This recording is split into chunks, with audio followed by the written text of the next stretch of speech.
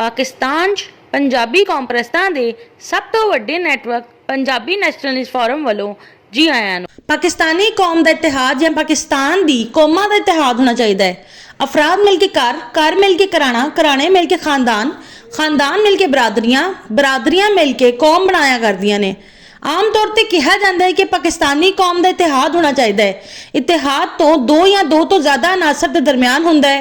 इसलिए सवाल यह है कि पाकिस्तानी कौम का किहदे नाल इतिहाद होना चाहिए है। पाकिस्तान की आवाम चूंकि पंजाबी, कश्मीरी, हिंदू, डेरावाली का शुमार पंजाबी कौम च होंदा है। स्मार्ट, ब्राहवी, गिलगिती, बल्तिस्तानी, कोहिस्तानी, चित्राली, सवाती, राजस्थानी, गुजराती, पठान, बलोच ते हिंदुस्तानी मुहाजिर कौमां दे ताल्लुक रखते हैं। इसलिए पाकिस्तान के शहरी ने कि पाकिस्तानी कौम का इतिहाद होना चाहिए है। ये बजाय दुरुस्त जुमला ये नहीं है कि पाकिस्तान की आवाम का इतिहाद होना चाहिए है या पाकिस्तान के शहरियों का इतिहाद होना चाहिए है।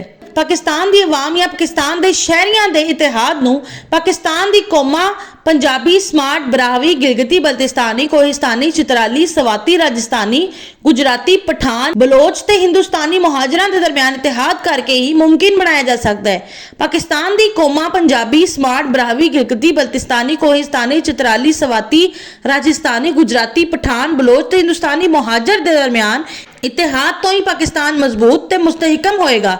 इसलिए कि पाकिस्तानी कौम का इतिहाद होना चाहिए है। ये बजाय ये नहीं कहना चाहिए कि पाकिस्तान की कौमां का इतिहाद होना चाहिए है।